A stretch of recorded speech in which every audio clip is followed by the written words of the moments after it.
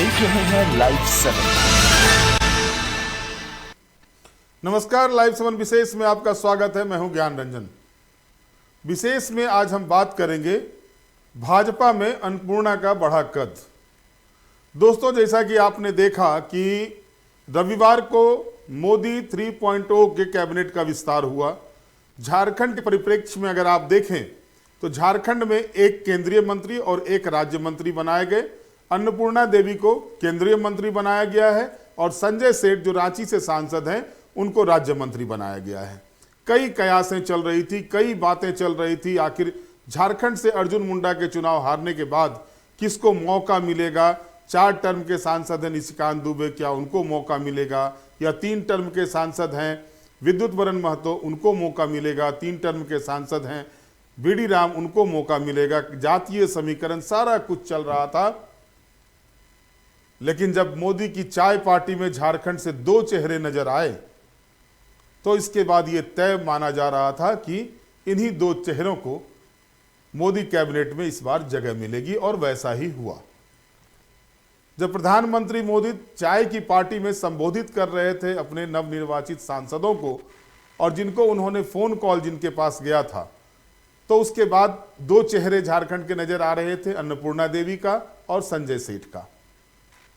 अब सवाल ये उठ रहा है कि जो एक गांव की लड़की, गांव की बेटी, ग्रामीण परिवेश में जिसकी पढ़ाई लिखाई होती है, आपको जानकर आश्चर्य होगा कि एक समय था कि जब सड़कें नहीं थी उस इलाके में और इनको जब प्राथमिक शिक्षा के लिए स्कूल जाना पड़ता था तो जो नदी के बगल से जो पगडंडी होती थी, नदी के किनारे से निकल करके वो अपने स्कूल जाती थी। और बरसात के मौसम में तो ये भी कहा जाता था उस जगह पर कि बरसात की गर्मी छुट्टी के बाद जब बरसात शुरू होता था तो बच्चे स्कूल भी नहीं जाया करते थे। लेकिन शिक्षा के प्रति इनका रुझान था, और जाहिर है कि पोस्ट ग्रेजुएट की डिग्री शादी 1992 में होती है रमेश प्रसाद यादव के साथ, जो पूर्व मंत्री बिहार सरकार में थे। लेकिन वो अपनी पढ़ाई नहीं छोड़ती हैं, लगातार जो है सो उसमें जब भी इनको समय मिला अपनी शिक्षा को उन्होंने जारी रखा। और यही वजह है कि पोस्ट ग्रेजुएट की डिग्री लेने में इन्हें देरी तो हुई, लेकिन उन्होंने पोस्ट ग्रेजुएट किया। बहरहाल, अब इस बेटी जो दुमका की बेटी है, अजमेरी एक छोटा सा गांव है दुमका में, वहां पर जन्म हुआ, कृषक परिवार में अन्नपूर्णा देवी का जन्म हुआ है। और वहां से निकलकर जो कदम आगे बढ़े हैं वो कदम कभी पीछे नहीं हटे।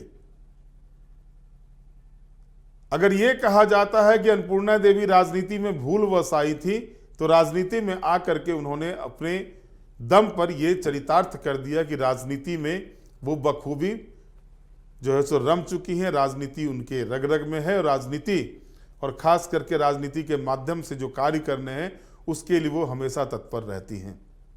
ये सच्चाई है कि एक दुर्घटनावश वो राजनीति में आई। पति रमेश प्रसाद यादव का 1998 में निधन होता है।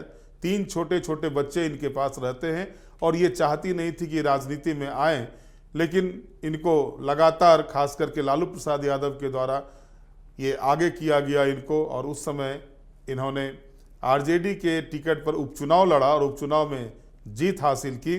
फिर 1999 में जो चुनाव होते हैं उस चुनाव में इनको फिर से आरजेडी कोडरमा से टिकट देती, विधानसभा चुनाव से चुनाव जीतती हैं, और खान भूतत्व राज्य मंत्री स्वतंत्र प्रभार उनको बनाया जाता है बिहार सरकार में।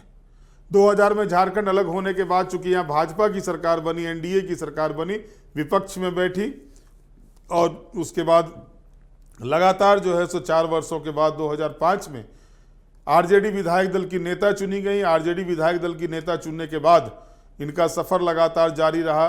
2005-2009 के चुनाव जीतने के बाद, 2009 के चुनाव के बाद ही अंतिम समय में जब 2012-13 का समय था, हेमंत सोरेन की सरकार बनती है, तो उसमें अन्नपूर्णा देवी जल संसाधन, महिला बाल विकास और रजिस्ट्रेशन मंत्री मिनिस्टर रहती हैं। और इसके बाद फिर जब चुनाव होते हैं 2014 में, तो वो चुनाव हार जाती हैं। 5 साल वो चुनाव हारने के बाद 5 साल बैठती हैं, लेकिन इस दरमियान भी इनके मन में कुछ चल रहा था, कुछ अलग बातें चल रही थी।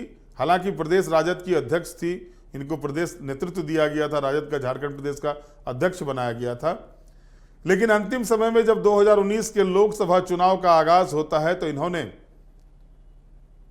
भाजपा का दामन थाम लिया और भाजपा के दामन थामने के बाद इनको कोडरमा संसदीय क्षेत्र से भाजपा ने अपना कैंडिडेट बनाया और भारी मतों से 4,56,000 वोटों से उन्होंने जीत हासिल की, जो कोडरमा संसदीय क्षेत्र के इतिहास की सबसे बड़ी जीत है।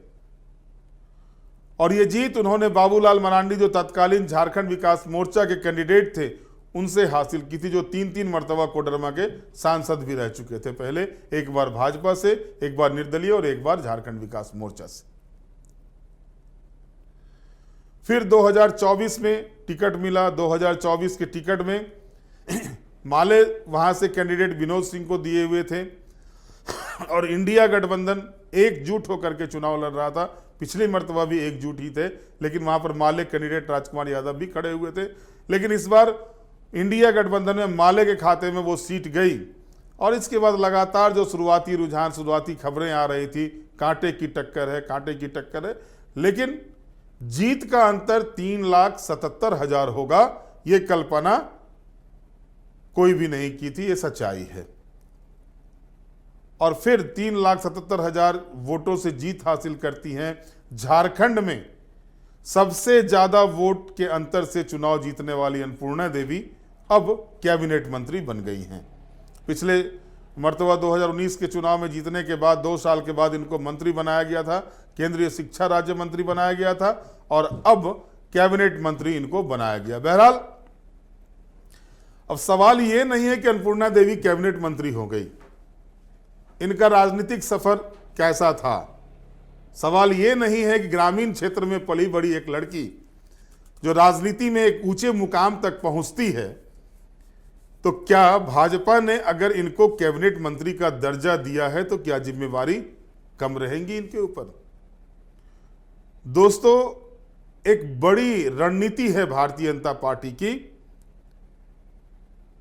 अन्नपूर्णा देवी को पिछले मर्तबा भी कैबिनेट में लेने के पीछे और इस बार भी कैबिनेट में लेने के पीछे एक अलग ही कहानी है और वो कहानी है कि लोकसभा चुनाव के दौरान आपने देखा कि ओबीसी में महतो का वोट जो था, महतो का वोट पूरी तरह से भाजपा के पक्ष में नहीं आया। शेड्यूल्ड ट्राइब्स की पांचों सीटें भाजपा हार गई। सामान्य सीटों पर ओबीसी कैंडिडेट इस बार ज्यादा दिए गए थे और सभी प्रत्याशियों ने उसमें जीत हासिल की। अब इसमें भी सबसे ज्यादा मतों से अन्नपूर्णा देवी चुनाव जीतती हैं। पिछले मर्तबा राज्य मंत्री रही थी, शिक्षा राज्य मंत्री रही थी। तो अब जो स्थिति बन रही है, अब जो चीजें सामने आ रही हैं कि इनके ऊपर जिम्मेदारी भी पार्टी देगी और वो जिम्मेदारी है दोस्तों विधानसभा चुनाव का। जिस जाति से अन्नपूर्णा देवी आती हैं उसका 9 से 10% वोट झारखंड में है। 9 से 10% पॉपुलेशन है।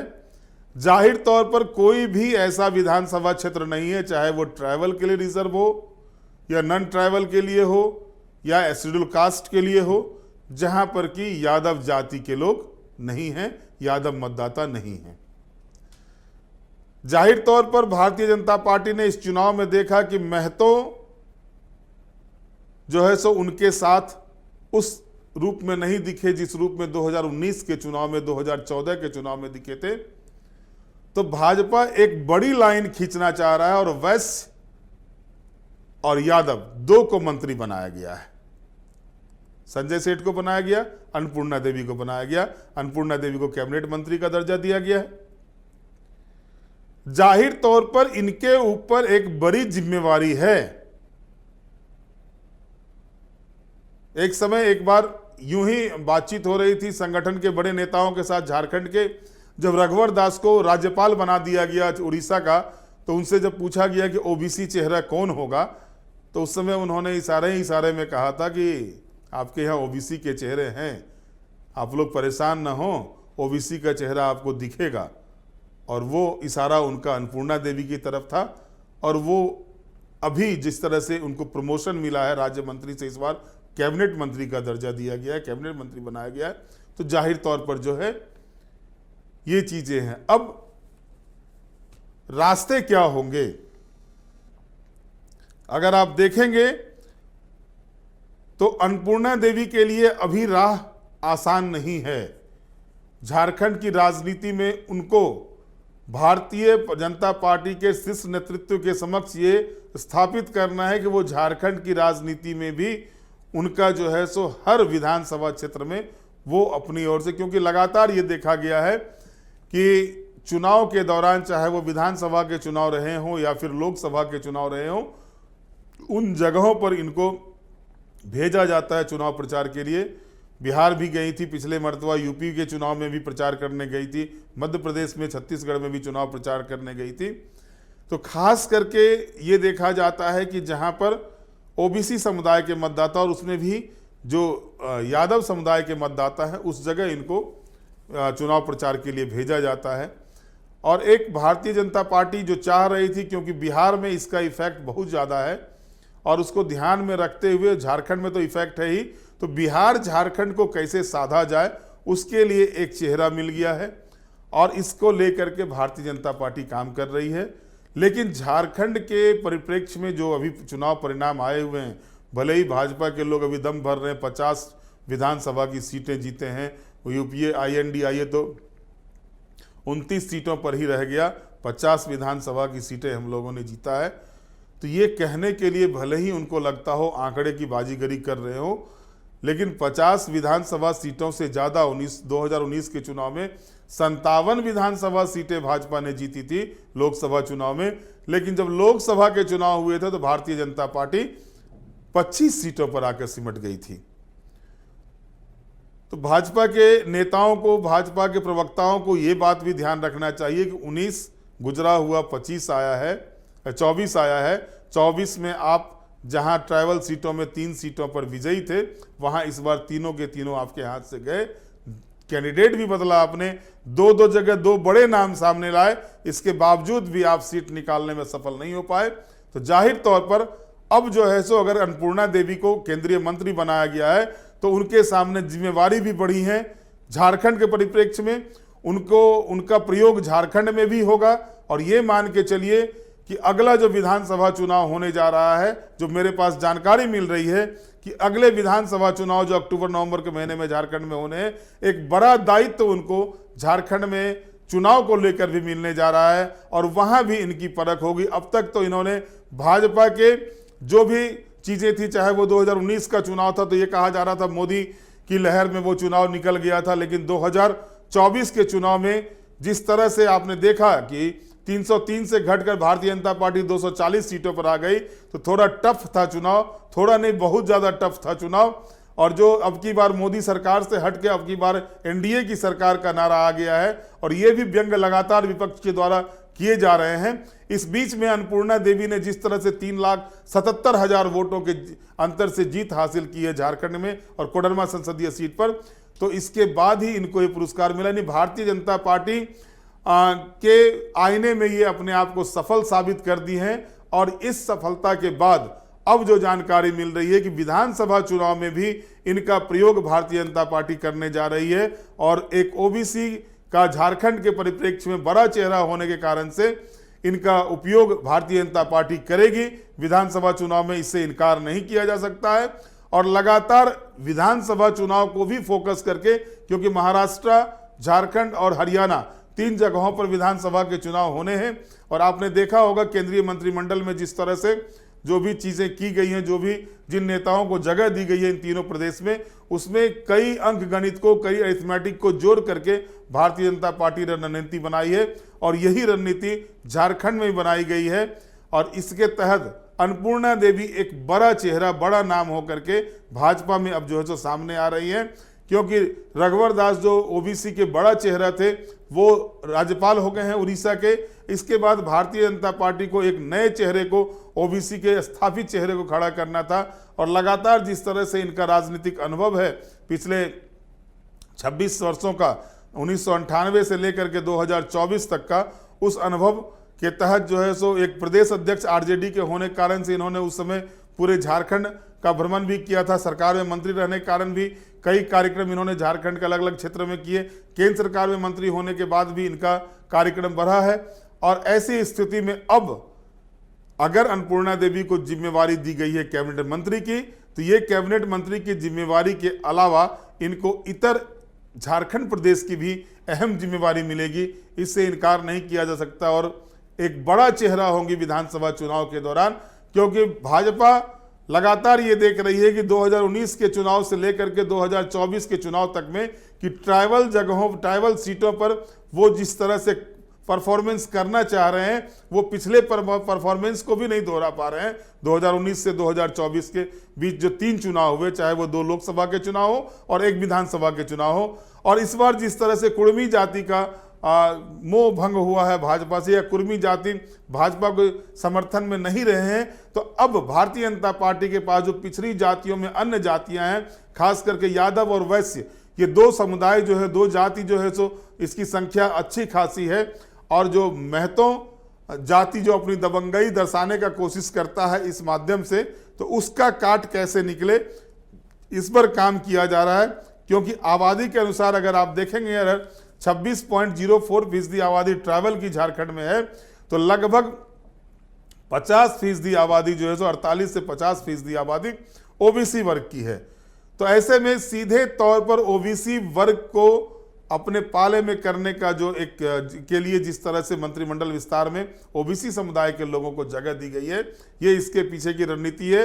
और लोकसभा चुनाव में टिकट बंटवारे में भी ओबीसी समुदाय को ज़्यादा से ज़्यादा टिकट देने के पीछे की रणनीति भी यही थी। लेकिन लगातार जो मेरे विशेष का विषय है, इसलिए मैं कह रहा हूँ कि अन्नपूर्णा देवी जो अपनी छवि जो कायम की है राज्य की जनता के बीच में, अपने क्षेत्र में, उसको ध्यान में रखते हुए अब जो जानकारी मिल रही है कि इनको प्रदेश के जो चुनाव होने जा रहे हैं उस चुनाव में भी अहम जिम्मेवारी पार्टी की ओर से दी जाएगी। और ये भी एक परीक्षा का समय होगा अन्नपूर्णा देवी का। अगर ये इस परीक्षा में पास हो जाती हैं तो हो सकता है कि झारखंड की राजनीति में एक अलग ही चीज़ आपको चुनाव पड़ने के बाद दिखाई देगी। बहरहाल जो स्थिति बन रही है उस स्थिति के हिसाब से आप देखेंगे कि जो सीन बन रहे हैं उस सीन में कहीं ना कहीं जो है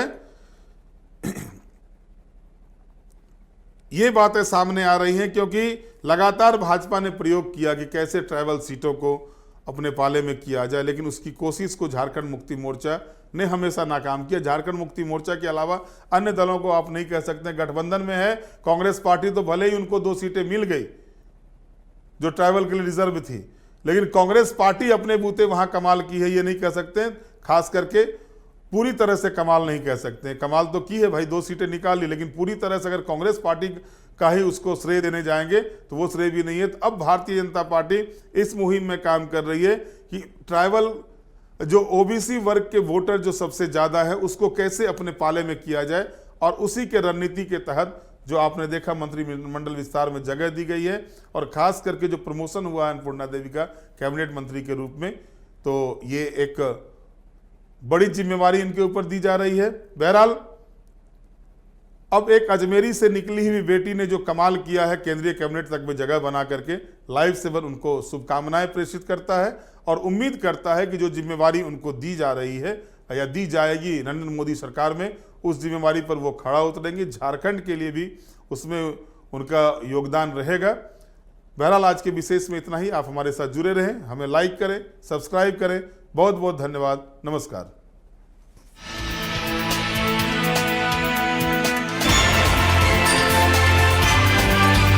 आप देख रहे हैं लाइव 7।